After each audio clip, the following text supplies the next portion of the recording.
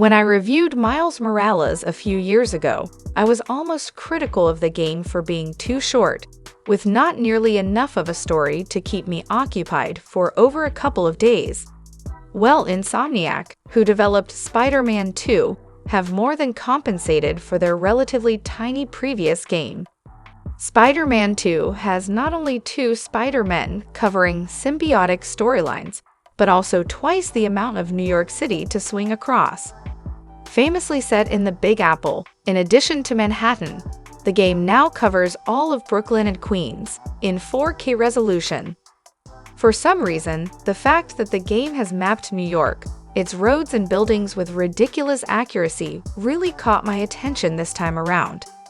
You could, in fact, potentially listen to an audio guide of the city and let Spider-Man swing by along the roads.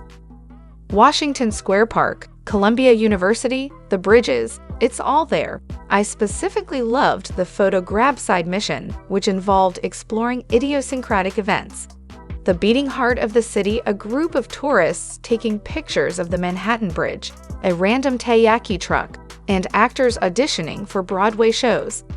It's kind of like the realism of Assassin's Creed with its historical buildings, but with more of a soul, and NYC really is the MVP of the game for me.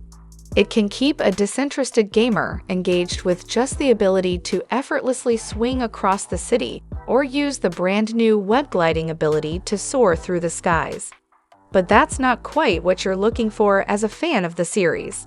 For you, bumping shoulders with the Sandman, the Kraven, and even the slimy lizard doctor might be fun. There are missions, boss fights, and storylines dedicated to each of them. There are also a few smaller villains that feature for the first time in this game, a refreshing experience. For a novice to the world of Spider-Man, there is nothing quite like a fresh video game to introduce you to a rattling number of supervillains, each with their sordid backstories. As someone who hates cutscenes, I liked that most of the character arcs are fed through exploratory missions. For example, entering Dark Connors, the lizard house, to find out what happened to him through a series of photographs is way more interesting than sitting through a sentimental monologue. And the mission that had Peter Parker reconnecting with Harry through a flashback in school was an excellent way of establishing their friendship.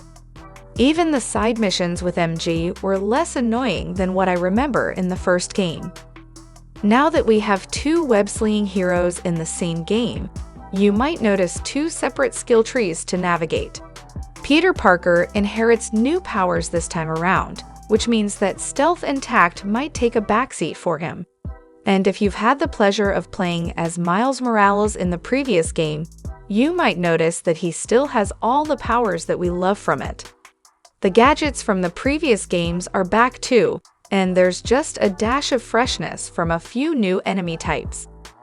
The changes are not groundbreaking when it comes to combat, but I am not complaining because there's more. The side missions in the game aren't just repetitive distractions. There are immersive puzzles and stories bundled together. While the main mission keeps Peter Parker at the forefront, the side missions focus on Miles' life, having him help his friends at school and perform the occasional firefighting activities for his mom. The puzzles in-game also make use of the haptic feedback and all the fancy new abilities that come with the new PS5 controller. I am curious to see how a PC console port turns out in the next couple of years. Spider-Man 2 is currently available exclusively on the PS5 and is a no-brainer purchase if you have the console. It's also ideal if you have some time to spare for a couple of weeks and love a good single-player campaign. So what do you think about this news? Do you really like Spider-Man 2 game? Let us know in comments section.